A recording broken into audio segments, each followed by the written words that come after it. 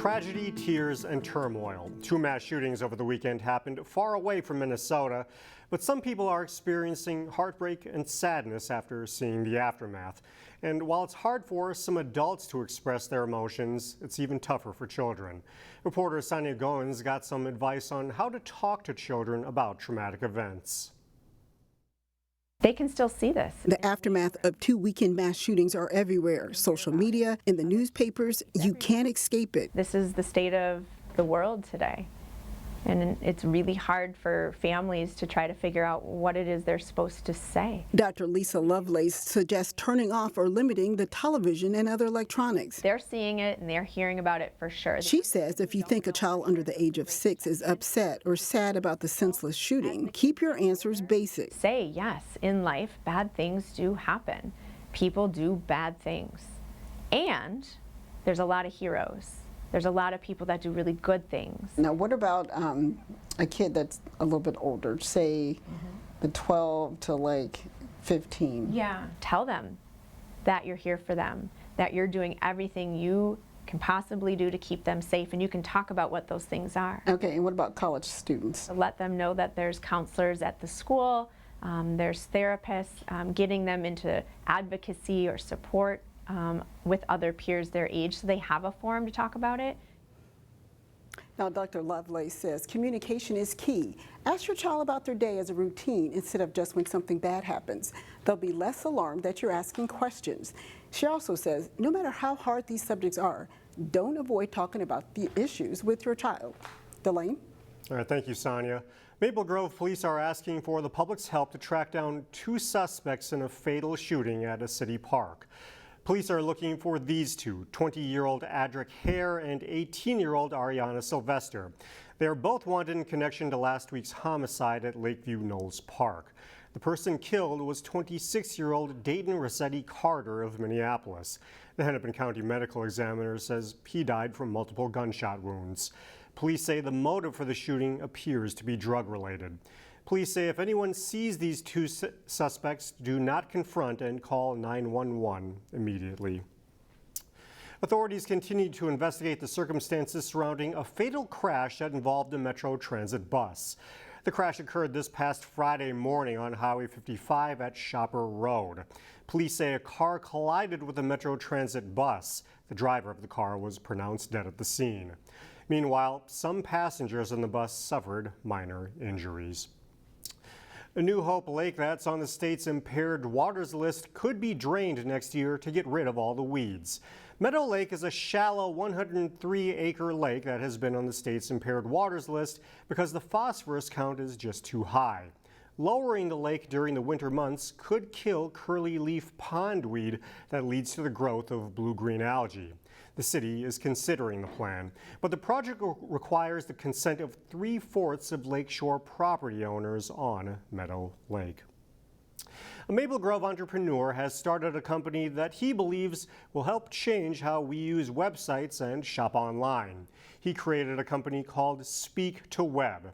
As Corey Bork reports in this week's Business Matters, the new company gives a voice to how we do e-commerce. Get rid of him. What is it you're trying to achieve, sir?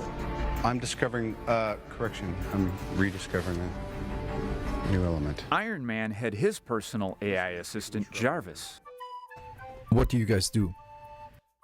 Just a moment.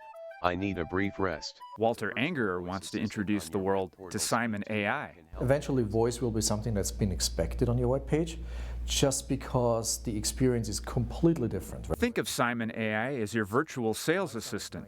The little microphone you see here helps you navigate websites using voice activation. What are your opening hours?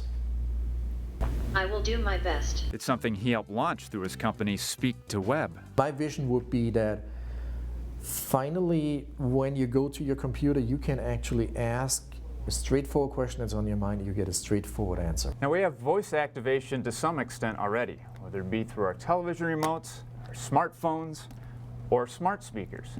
But Speak to Web aims to take voice activation to the next level. I want a microphone on everybody's webpage. Speak to Web Simon AI voice assistant uses IBM's Watson technology. Watson, what is issue? Made famous on Jeopardy for language processing. My son is 9 years old. I am on it. Sure. Here are a couple of size 4 soccer balls. The future can be seen in helping you book a vacation, to choosing a healthcare service, all without clicking on an endless stream of drop-down menus. It takes away the little bit, let's say a little bit the fear factor of having to click on the link, find the right link, don't want to end up in the wrong place. Anger believes it will not only help older generations, but younger ones too. I think we are getting a little bit of a preview of the future. I think we're almost there. For Business Matters, Corey Bork, CCX News. SpeechWeb's Simon AI feature is also completely customizable. Clients can choose more serious dialogue or go more humorous. So far, clients are opting for the more straightforward approach. Teachers do more than teach, they learn too. At the Welcome Kickoff Monday in St. Louis Park, educators connected with the business world to learn what jobs will be relevant for their students. It's an example of business and education partnering together to shape the future job pipeline. By teachers really having this in-depth glance at what is relevant today, they're able to go back to their classrooms and say, this is relevant for your future, this is relevant for the pathway you're choosing, and this is why. The symposium was put on by the Twin West Chamber of Commerce. Close to 30 teachers, including some from the Northwest suburbs, were at the event.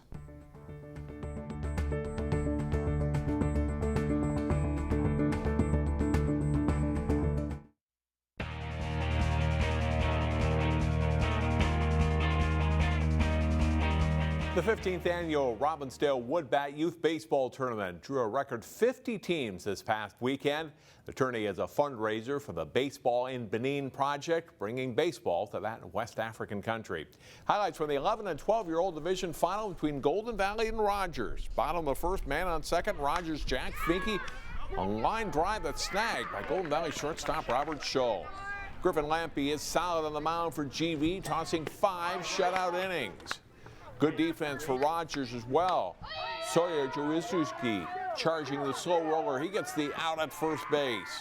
And Royals pitcher Brady Iverson shuts out Golden Valley through 5.5 innings. It's scoreless into the bottom of the 6th when Brandon Stafford delivers a base hit to score Brock Sipe. And the Royals walk it off on the winning hit by Stafford. 1-0 the final. St. Louis Park won the 10-year-old division, beating Blaine for the title, while Coon Rapids defeated Crystal in the 9-year-old bracket final. The tournament raised over $10,000 for baseball in Benin.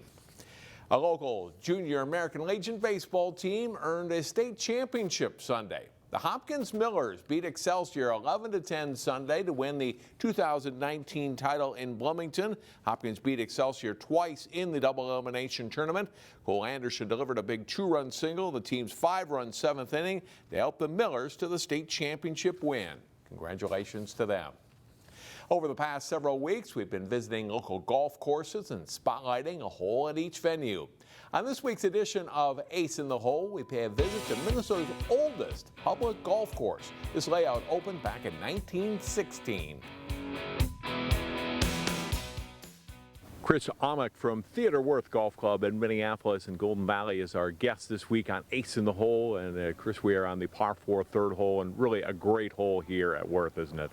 Right, it's our iconic hole. We get that nice view of the skyline. This is the place people want to take their phones out and take pictures. So.